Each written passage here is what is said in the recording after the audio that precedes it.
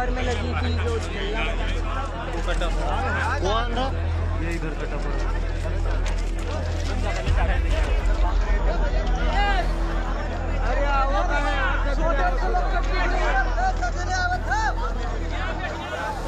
भूसावल मंडल से एक दुखद सूचना प्राप्त हुई है। यहाँ पर कुछ यात्रियों ने पुष्पक एक्सप्रेस का एसीपी किया और वो वहां पर उतर गए और दूसरे साइड से बेंगलुरु से नई दिल्ली के बीच चलने वाली कर्नाटक एक्सप्रेस आ रही थी। उसकी चपेट में आने से कुछ यात्रियों के बुरी तरह से घायल होने की सूचना प्राप्त हुई है।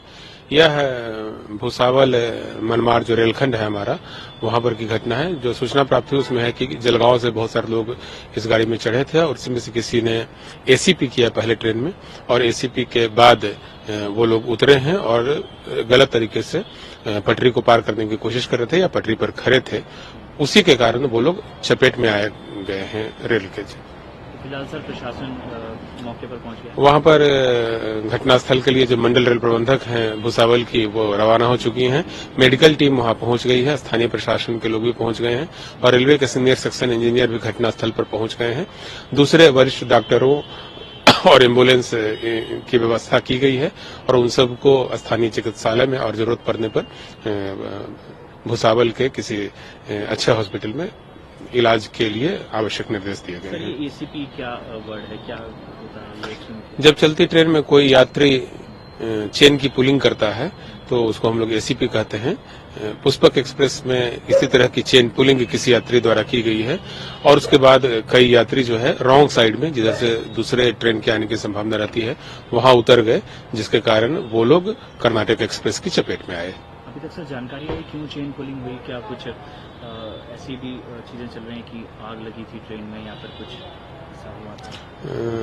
कुछ यात्री जलगांव से वहां पर चढ़े थे और संभवतः वही लोग उतरने के लिए वहां पर चेन पुलिंग किए हैं और जिसके बाद वो लोग रॉन्ग साइड से जाने की कोशिश कर रहे थे, जिसके चलते वहां पर सभी लोग चपेट में आए हैं।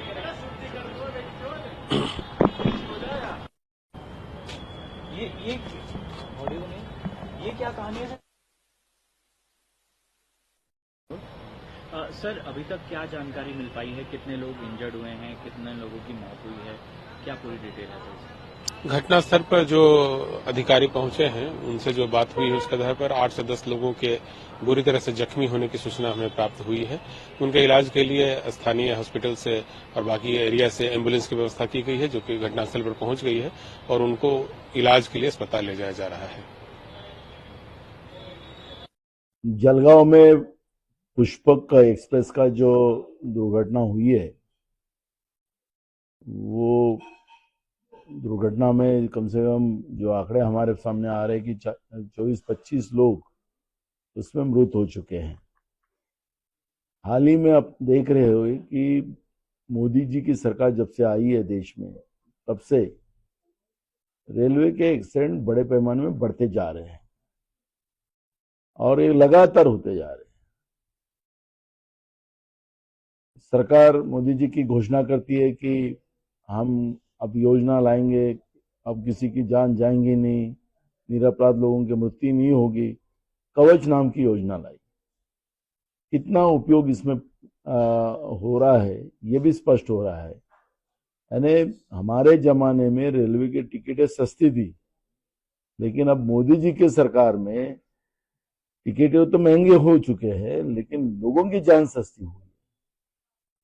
ये कब तक सिलसिला चलते रहेगा कि सरकार का रेलवे पे कोई नियंत्रण नहीं है, उससे निरपराध लोगों की जानें जा रही है। सरकार को उनके मित्रों की मालगाड़ियां ज्यादा से ज्यादा चलाना, प्रॉफिट उनको कम के देना और जो सामान्य लोगों की जो रेलवे है, जो देश की वाहिनी है, उसमें इस तरह की दुर्घटना होना ये दुर्भाग्यपूर्ण है।